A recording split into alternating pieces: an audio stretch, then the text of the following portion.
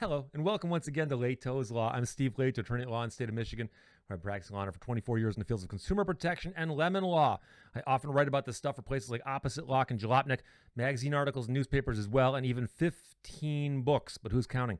Today's topic is dealer inspections are a scam. Dealer inspections are a scam. Listen carefully for the context I'm talking about here. I get phone calls about once a week, maybe twice a week, also emails from people who say, I bought a car from a guy, often a dealer of some sort from another state, and I bought the car, he shipped it to me, and it was in a bad condition. I'd like to return it, and this is after he inspected it for me. And I often am taken aback because I would think more people would understand what's wrong with that idea. But the idea that the seller will inspect the vehicle for you and then vouch for the vehicle in a way that you can act upon it is not something you should be thinking about. So that's why I'm saying dealer inspections are a scam, okay? Let's look at it this way. You have a buyer and you have a seller. A seller is trying to sell a car to a buyer who's trying to buy a car, okay? By that very nature of that transaction, the buyer wants to get the car for as little as possible, and the seller wants to sell the car for as much as possible.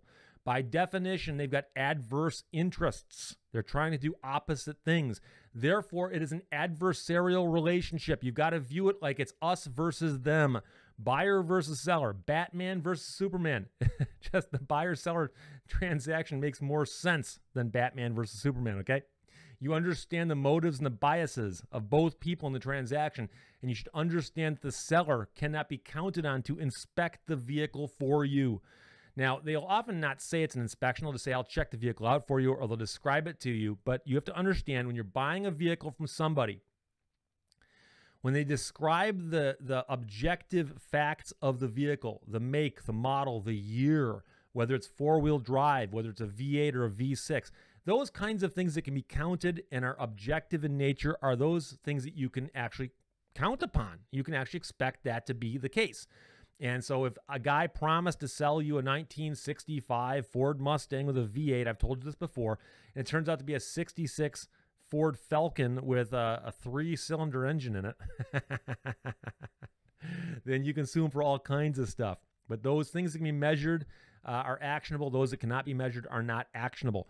So what often happens is somebody will say, I want to buy a car from a guy who's out of state. I called him and said, hey, how's the vehicle? And they say, well, I inspected it. It's great. Okay, so they buy the car and they go, well, the guy inspected it. Well, what's that mean he inspected it? He looked at it? I mean, you can't measure an inspection. So the fact that he inspected it is meaningless. And the statements he makes about the car, about its condition, about generally like it's a great car, it runs good, and it's all there, those are things that cannot be measured. Therefore, they are subjective and they're not actionable. Now, I think a lot of this comes from people misunderstanding what certified pre-owned inspections do. But I've encountered it in situations that did not involve certified pre-owned cars or did not involve, dealerships of any particular make or model of car. And so I've had recent contacts from several people who've bought cars from specialists, somebody who specializes in a particular kind of car. And they said, hey, look, I got this car. I do a lot of these cars. This one's in great condition for one of these cars. And so the buyer said, well, the seller is an expert in these cars, and he says it's a good car, so I bought it based on his representation to me that it's a good car. Well, as noted above, what is a good car cannot be measured. Therefore, his opinion, that is the opinion of the seller, cannot be taken to the bank, nor can it be taken to court, okay? So the inspections done by the sellers are meaningless. And now people say, well, what about a certified pre-owned inspection? That's different, right? No, it's not different at all. So you know that they talk about a 150-point inspection or a 230-point inspection or a 300-point inspection. You can go online and actually get copies of it. I'm holding one up right here. This is Audi's certified pre-owned inspection and certification checklist. It's 4 pages long, should you care to print it out and look at it. And according to Audi, they have what they call their Achtung list. This is the things that should make them stop the inspection immediately and fix these things. And then there's a bunch of other stuff about just, the left front interior of the car, the right front interior of the car. And there's all kinds of things that are inspected, like the trunk and tailgate release, and things about the trim and handles and things of that nature.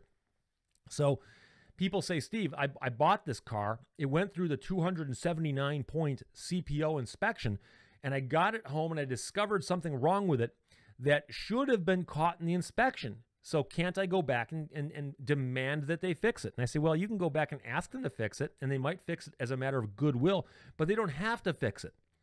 And I can tell that this causes consternation among many people who say, wait, Steve, but what's that inspection for? I say, oh, the inspection is to make you think you're getting a better deal than you really are. The car companies in the world, you have to salute them for having invented the idea of the certified pre-owned car, because they've somehow convinced people that when they buy a certified pre-owned car, they're getting something other than simply a used car.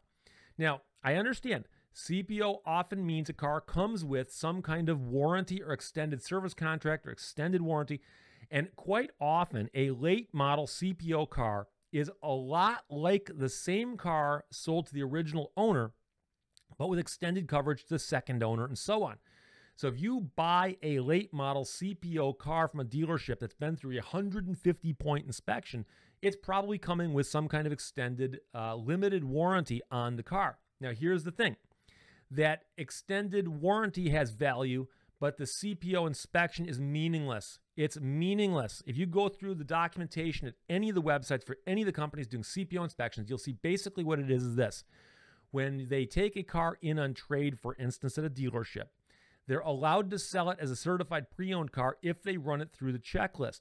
They run it through the checklist, and once they've confirmed to the manufacturer that they've done that, the manufacturer then supposedly says, yes, you can now sell this as a CPO car with our blessing.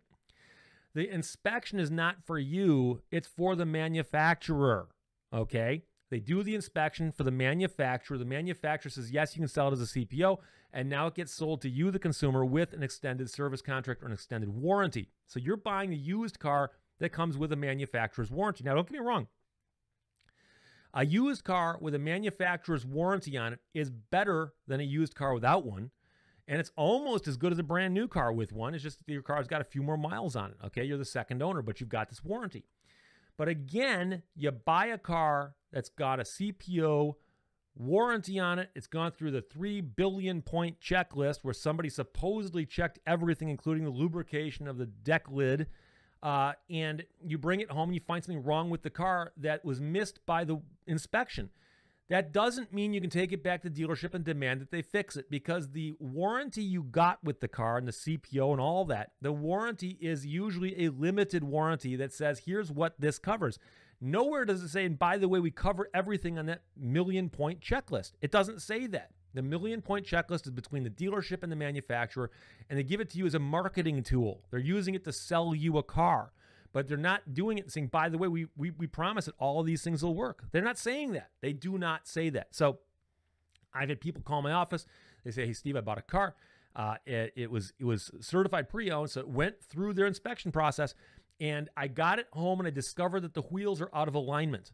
And I went back and demanded that they repair the wheels and put them in alignment for me. And they said they wouldn't do it unless I paid them. And I said, well, you know, the alignment's probably not covered by your warranty. They say, well, yeah, but what about the inspection? I say, well, it doesn't matter if it's in the inspection. The inspection's not a warranty. That's the important thing you need to remember here. So the inspection done by the dealership is not a warranty, even with a certified pre-owned car. Right now, there's people out there whose heads are exploding hearing this, and there's dealerships who are punching the device they're listening to this podcast on because they want me to shut up and stop explaining this to people, but this is absolutely true. So buying a certified pre-owned car, you still should inspect it. I talk to people all the time and say, if you're going to buy anything of any value, okay, you need to inspect it. And so if you're going to buy something from somebody in another state and they tell you it's a great car, get it inspected, because if you don't get it inspected, there's a chance that they're going to ship it to you to be not a great car. And you've got no one to blame but yourself. And in fact, the law agrees with me on this one. In most states, if you have the opportunity to inspect something and you choose not to, you waive your right to complain about things that an inspection would have revealed. Okay? So let's get this transaction down to, nuts and bolts here. You put your car on the street corner with a for sale sign in the window and say, this is my car, I'm selling it right now. I walk by and I happen to have a pocket full of cash. And I look at the car and I say, interesting car. And you say, Steve, this is a great car. You should buy it. And I say, you know something? I will. We shake hands, I hand you the cash, and I drive down the street with the car. Notwithstanding any legal issues regarding licensing or insurance. We're just talking about the sales transaction here. And I get about 100 yards down the street, and all four wheels fall off the car because there was no lug nuts on the car. Car had 0 lug nuts on it. The fact that I even made it 10 feet with that car is a miracle in and of itself.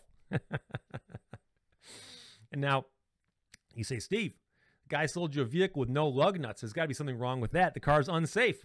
Well, we've talked about that before. There's no duty of a seller to sell a safe car in America unless it's brand new, and that's a different story altogether.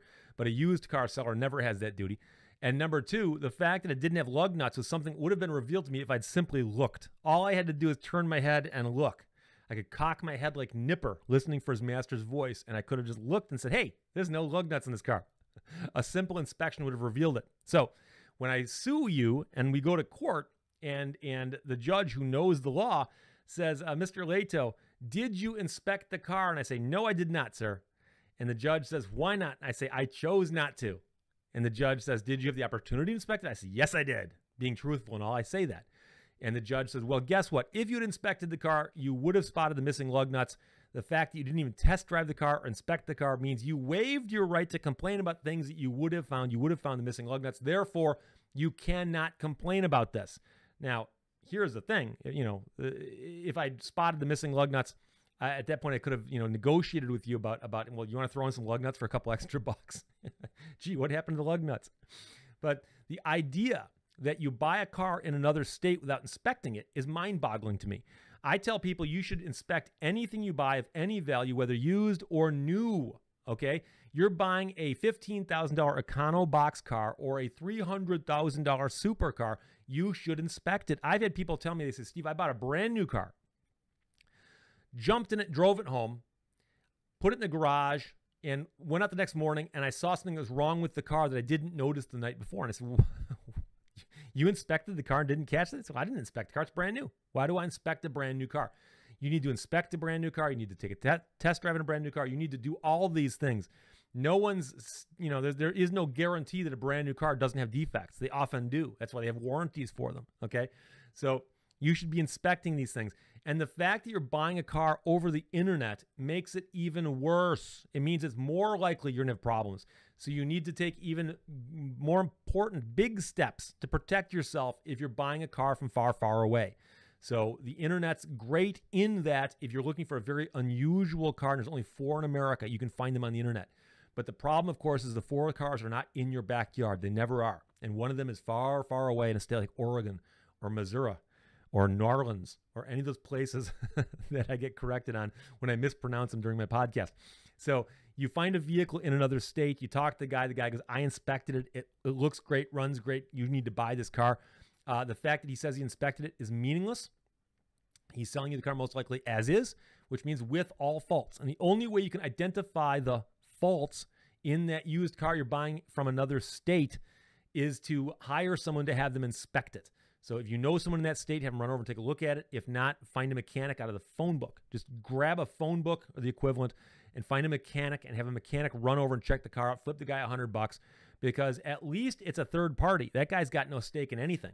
So you flip him $100, he or she could go over there and take a look at the car and come back and say, you know something, I test drove the vehicle. I noticed this, I noticed that, but these are the kinds of things you expect in a vehicle this age, blah, blah, blah, or it looked just like it looked in the pictures, One of the things I find most amazing is that people trust photographs on the internet in all settings, even dating sites, okay?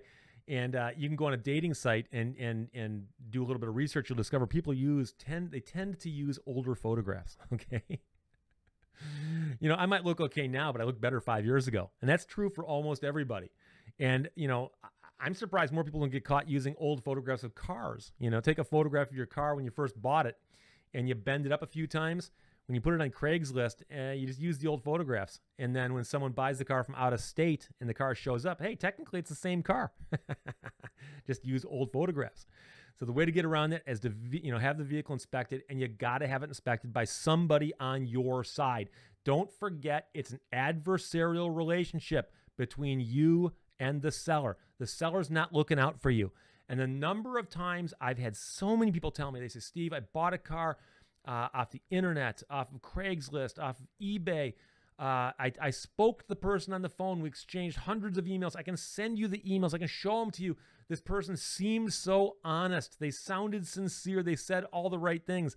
And it's like, but did you not realize that people who sell used cars often do it because they're good at it? Okay. The industry tends to attract people who are good salespeople. You shouldn't be surprised that a person selling a used car is good at talking about used cars in a way that'll make you feel good about buying the car. Okay. That shouldn't be a surprise to you.